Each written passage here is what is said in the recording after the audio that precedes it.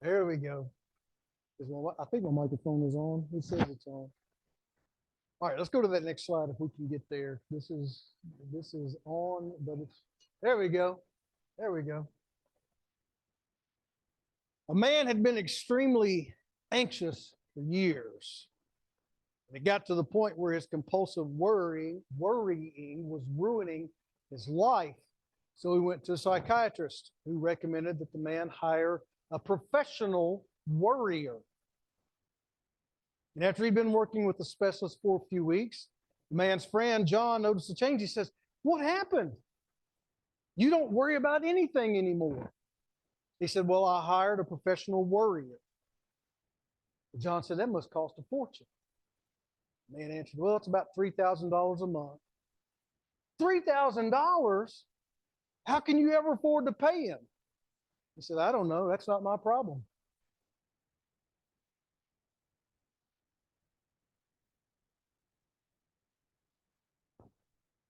It's good to laugh about worry. Laughing about things, especially about worry, is, I think, some good medicine. But sadly enough, worry affects all of us. We worry about important things, but we also worry, sometimes overwhelmingly worry, about unimportant things. Jesus, in his teaching, had so much to say about all that all too human trait, that all too human weakness of worrying. Jesus says that worry can create havoc in your life, your spiritual life, your emotional life, even your physical life.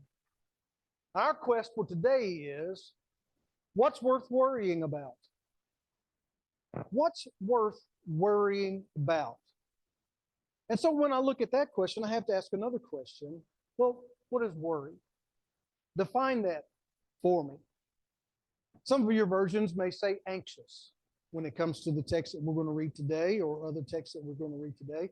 It's the same word when we talk about worry or anxious. It's the Greek word merimneo.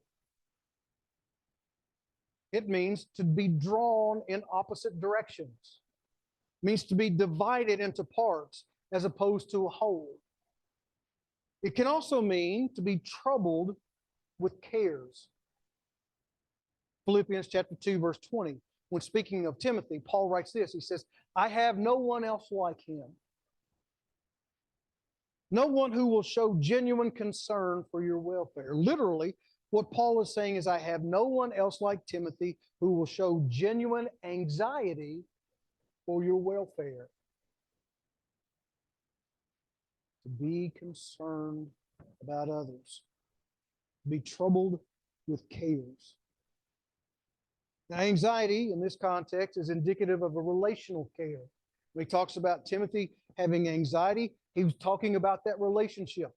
I want that relationship to be good. And not just our relationship here, but I want your relationship with God to be good. And worry is very different than anxiety. Worry is very different than anxiety. And we've lost our PowerPoint there. We're working on getting that back.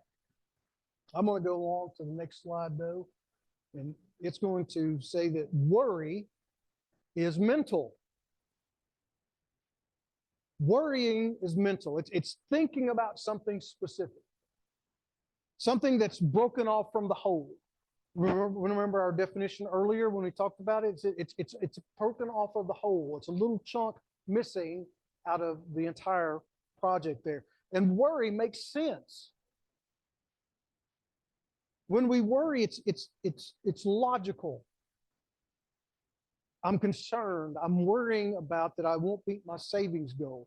I'm worried that my child is failing at school. I'm worried about this and that and the other, specific challenges. That's what we worry about. We worry about specific challenges that are apart from the whole. And our brain is constantly trying to figure out how to fix that. Now, anxiety is physical.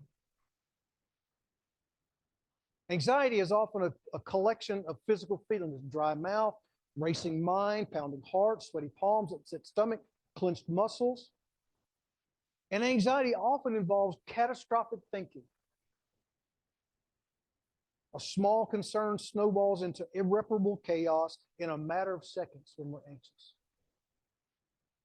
Jesus, in our passage today, is not talking about that kind of anxiety. He's talking about worry. He's talking about that little part that breaks off from the whole. He's speaking of a divided mind. One that has focused on a very specific area and pulls away from seeing the whole picture. That pulls away from, in this case, relationship. Paul will say in Philippians chapter 4, verses 6 through 8, he says this, do not be anxious about anything. Do not worry about anything. But in every situation, by prayer and petition, with thanksgiving, present your requests to God. Verse 7, and the peace of God, which transcends all understanding, will guard your hearts and your minds in Christ Jesus. I'm persuaded that Paul is telling the church, and Paul is telling us as well, to settle our minds. Don't have divided minds. And when you do, not if you do, but when you have a divided mind, understand it's not a sin. He's saying there's a way to rectify that. Pray to God. In order to get your mind back together, pray. In order to get this one little concern, this one little worry that's broken off from the whole, pray. Bring that back. Make the relationship whole. And when you make the relationship whole, then you will have peace with God that surpasses all understanding. This has been a constant message of God from the beginning of time. In Isaiah chapter 41, verse 10, he says, so do not fear, for I am with you. Do not be dismayed, for I am your God. I will strengthen you and help you. I will uphold you with my righteous hand. Paul read for us from Psalm 37. The entirety of that psalm is about letting go of your worry, understanding that there's nothing outside that can harm you. And if it does, God's got your back. In the end, you win. Regardless of what mankind or this earth or your circumstances, whatever happens to you doesn't matter, because ultimately God wins. And because God is a gracious God, He shares that victory with those who follow. The words that Isaiah spoke are echoes that God Himself spoke directly to Moses back at the beginning. It's words that He spoke to Joshua when Joshua took over. He says, do not be afraid, for I'm with you. We find this echoing again in Deuteronomy and Joshua. We see it all through the Old Testament, that God is saying to His people, don't worry. I got this. Put your mind back together and put it on me. Jesus Himself will speak about this very thing in the Sermon on the Mount in Matthew chapter 6, verses 25 through 34. If you've got your Bibles and want to turn over there. In Matthew chapter 6, what we call the Sermon on the Mount, Jesus will say to the people that are gathered there, to His disciples and to the crowd, He says, therefore I tell you, don't worry. Don't worry about your life. What you'll eat, what you'll drink, about your body, what you wear. Is not life more than food, and the body more than clothes? Look at the birds of the air. They do not sow or reap or store away in barns, and yet your heavenly Father feeds them. Are you not much more valuable than they? Can any of you, by worrying, add a single hour to your life? Verse 28. And why do you worry about clothes? See how the flowers of the field grow? They don't labor or spin. Yet I tell you that not even Solomon in all his splendor was dressed like one of these. And if that's how God clothes the grass of the field, which is here today and is tomorrow thrown into the fire, will He not much more clothe you, you of little faith? Verse 31. So don't worry, saying, what shall we eat? What shall we drink? What shall we wear? The pagans run after all those things. And your heavenly Father knows that you need them. but seek first his kingdom and his righteousness. And all these things, what things were those? The food, the clothing, drink, all those things will be given to you as well. Therefore, don't worry about tomorrow. I love this because tomorrow will worry about itself. Each day has enough trouble of its own. Amen.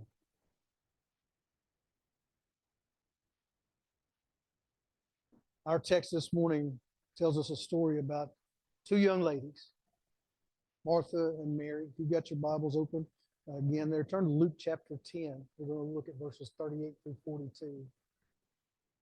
Two young ladies, one was caught up and consumed by worry, one was not.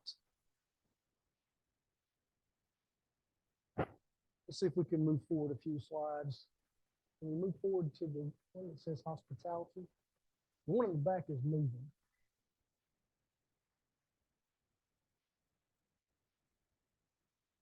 Hospitality was exceedingly important in Bible times.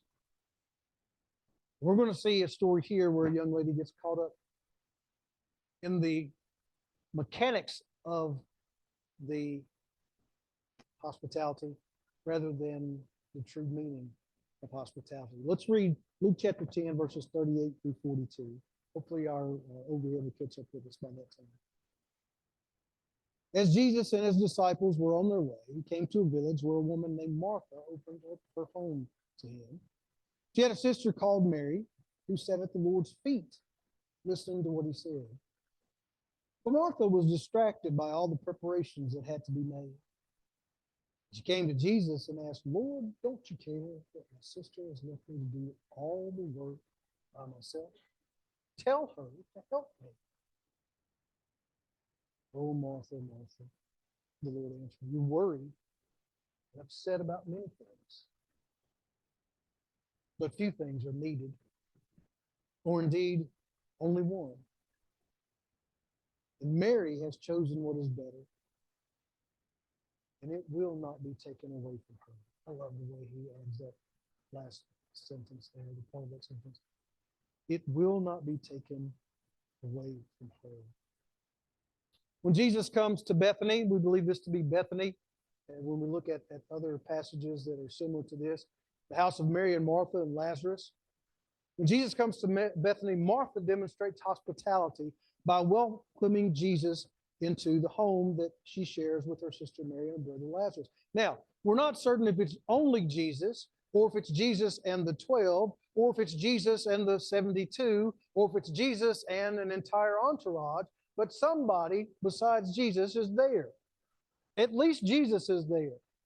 Now, we've all had guests in our home. It's a whole lot easier to welcome one guest into our home than it is 13, Jesus and the 12, or even 72 plus Jesus, another 73. And especially in that time when we've talked about it, that the homes were probably not much bigger than from where I'm standing to that wall right there. Can you imagine?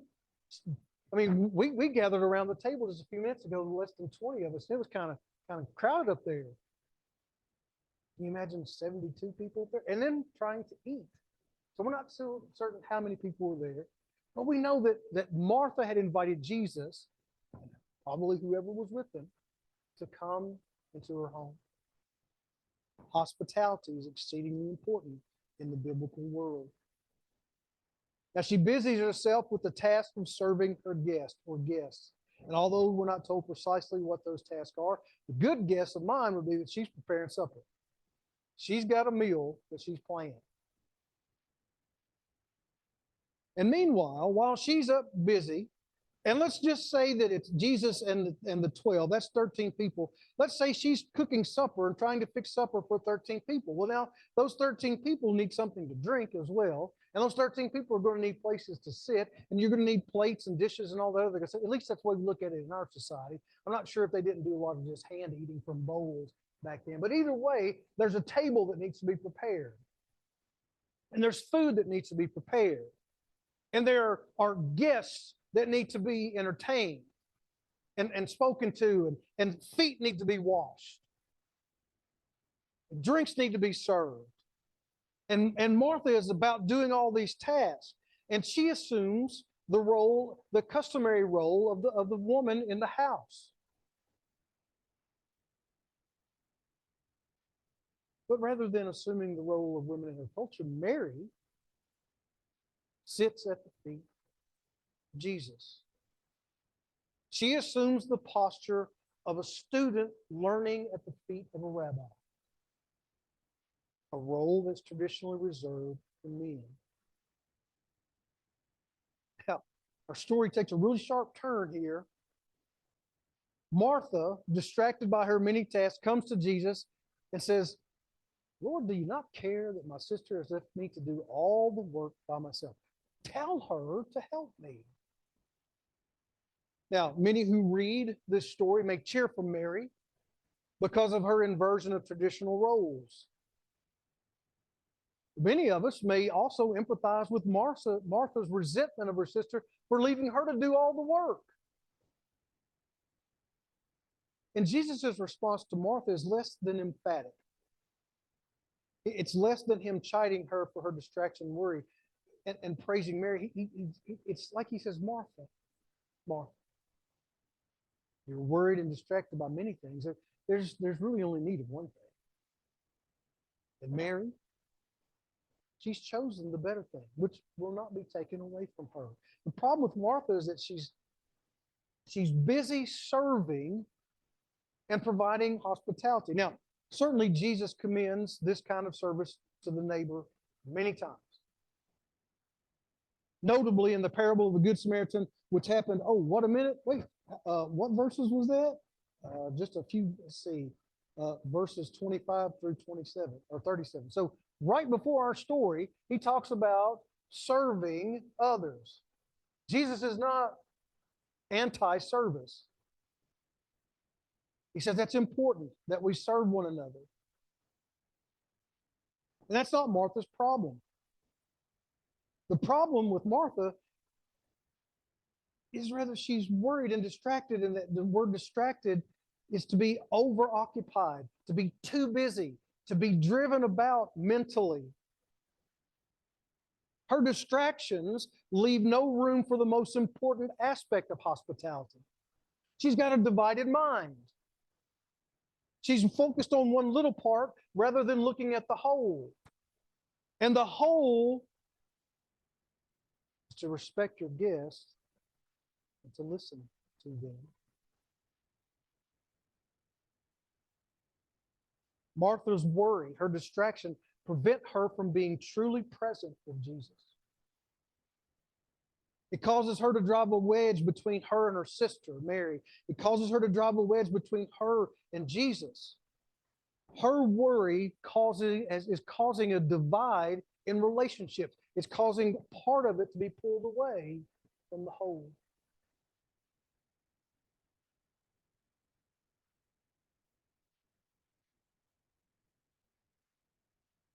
Jesus says Mary has chosen the better part. She has chosen not, and again, he's not saying these things aren't important. He's not saying that paying your mortgage isn't important. He's not saying that your marriage isn't important, that your children aren't important, things that we're going to look at in just a second. He's not saying that those things aren't important. He's saying that there's something more important. And that's relationship.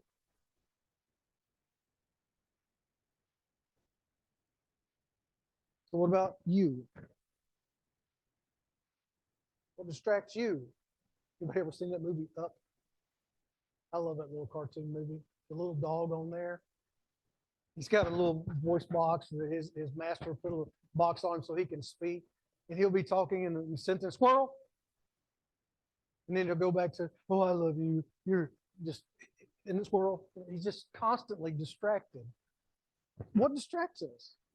Marriage, jobs, mortgage, kids, meeting the payroll. Did I sell enough mattresses this week, this month? Church responsibilities. Your football team blowing a lead in the last 3 minutes of the game to lose. Wait a minute, that might have more to do with anger than worry. And that's a whole other sermon series about anger. Maybe we're afraid of what our family and friends would think of us. Mary didn't succumb to the hindrance of sitting at Jesus' feet, but she could have. She could have thought, you know what? If I sit here listening to Jesus, Martha, she's going to get all hot under the collar. So I better go help her. Or, you know what? If I sit here at the feet of Jesus and all these men are around, I am not in the right place culturally or perhaps socially. And it could cause some issues, both with my sister and with Jesus. It might cause problems with all these other people who are gathered here. But she didn't let that distract her. It would have been a mistake for her to think that. It's not that we should sit around having our devotions when there's housework or preparations for meals that need to get done. It's not right to leave all the work to those who are the Martha type. Church, we're guilty of that. There are those of us who will serve and will serve until our dying breath, and we won't think anything of it. And there are others who will sit back and watch those people serve and not think anything about it.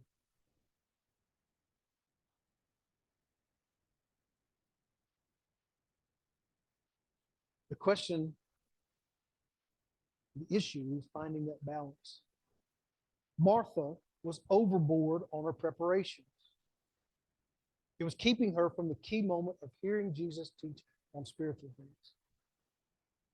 We're not told a single word of what Jesus said in that conversation except for this little part right here telling her, Martha, Martha, you're worried and upset about anything. We don't know what Jesus was teaching.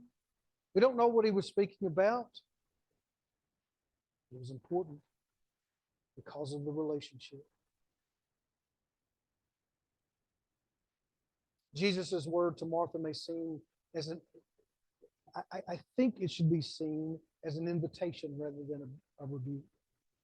He's not saying, Martha, Martha. I don't think he's saying it that way. I think it's an invitation from Jesus saying, Martha, set these things that are dividing you and have your mind divided and your heart divided. Set those things aside. Come back to the hope. Get focused. Get regrouped.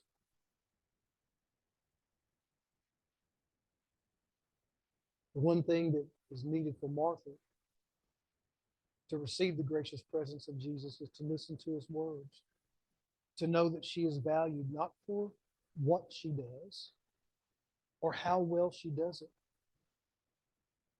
but to let her know that she is valued as a child of God. In our class this morning, we've been studying 1 Corinthians, and when we look at the culture and the society, then women were just a notch above slaves. They weren't given respect. They weren't given opportunities. They were treated poorly. There was no concern for them. And here's Jesus, a rabbi in a Jewish culture that has constantly told women, even at the temple, there's a courtyard for women. Women, you can't be a part of this, but you can have your special courtyard over here just for you. Now, we talked about this in Corinthians a couple of times today, a couple of times last week when I taught the class. It's a matter about knowing your role. There are roles within the church. There are roles within the family. There are roles within the kingdom of God that we are to fill. And Paul says it's okay to have those roles, but understand this, that the gospel is for everybody. It's not just for the Jew or the Greek or the man or the woman or the barbarian or the secular. He said the gospel news is for everybody. And Jesus, in this moment, whatever it is that he's speaking to Mary and Martha, is proclaiming to the world, and Luke is proclaiming to the world, you are important. Don't ever think of yourself as being broken apart from the whole. You, Mary, you, Martha, you, insert whatever your female name would be, you are important. God himself is saying, I want that relationship. That one thing that Mary has is that relationship. In that moment, she's dealing with a relationship. And Jesus tells her that will not be taken from her. I will not take that relationship away from her. But Martha, you need to understand, I want you to be a part of this relationship as well.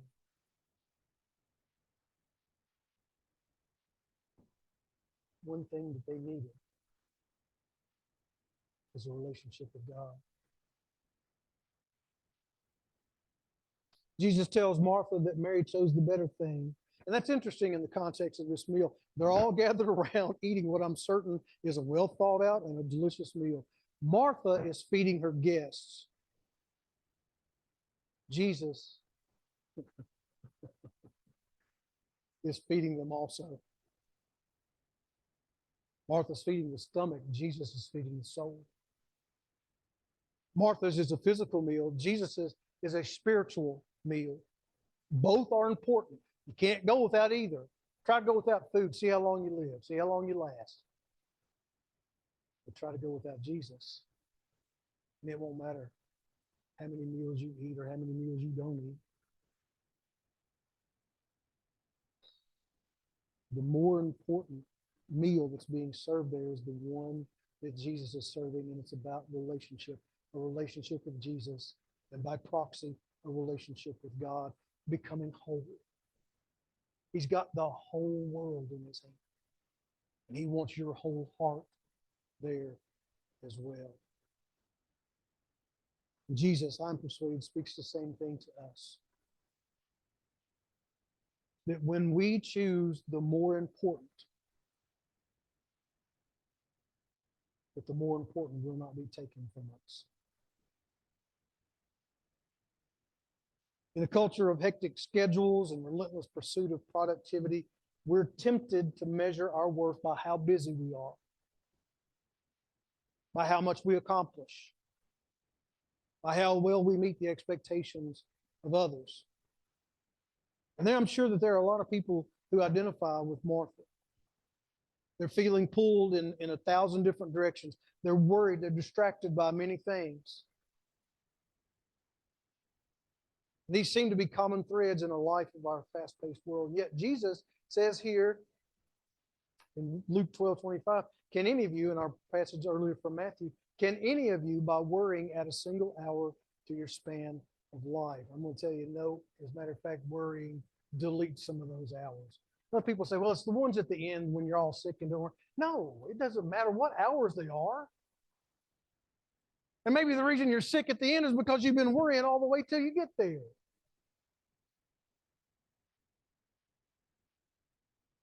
You can't add one hair to your head. Trust me on that one.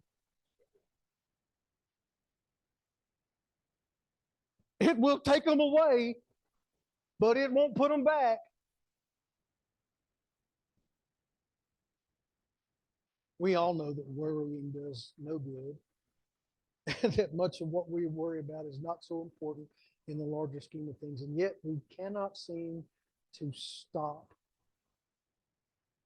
We cannot seem to prevent ourselves from fracturing our mind, dividing our mind, separating our mind, pulling our mind apart, and in the process, pulling our relationship apart. Pulling our relationship with God apart. And it's true that sometimes our busyness and our distractions stem from the noblest of intentions. We want to provide for our families. God tells us that's a good thing. We want to give our children every opportunity to enrich their lives. That's a good thing. We want to serve our neighbors. We want to serve our Lord. In fact, and I've said this before, I'll say it again, where would the church be without its Marthas? Those faithful folk who perform the task of hospitality and service, so vital to making the church a welcoming and well-functioning community. If we didn't have people like that, all we had were philosophers and dreamers not going to get anything done. We've got to have people who are working. We've got to find that balance. For those who are the dreamers and the philosophers and the people who are caught up in that type of mentality, I'm not saying that's a bad thing. We all need dreamers. We all need people who think about the larger picture. but they need to start working. And those who are working need to stop and say, hey, you know what? Let me catch a part of this dream that you've got and expand that so I can be whole as well. And that's what Jesus says. I want you to expand where you are. I don't want you to focus on just one thing and do only one thing. Broaden your mind, but at the same time, keep it whole. Don't get so focused and worried and distracted and concentrated on something that this tears this apart. Because when you focus on that, not only does it tear your brain apart, how many of us understand that worrying tears our relationship with God apart? Because we're focused on that, and focused on Him.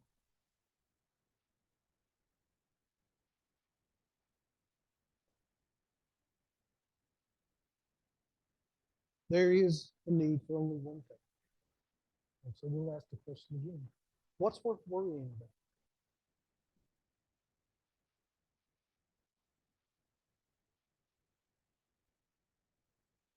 Nothing.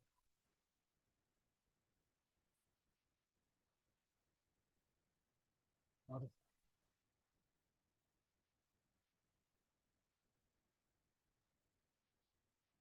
When we set our hearts and our minds and our eyes on Jesus,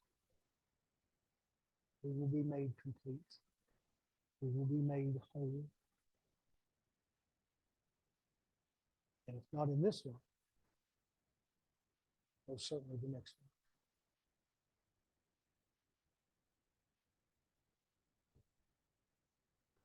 one. I appreciate your time this morning. I want you to understand that I wish that I could practice what I preach. My goal is to practice what's been preached here this morning. I hope that's your goal as well. And again, worry is different than anxiety. Worry is something that we can control.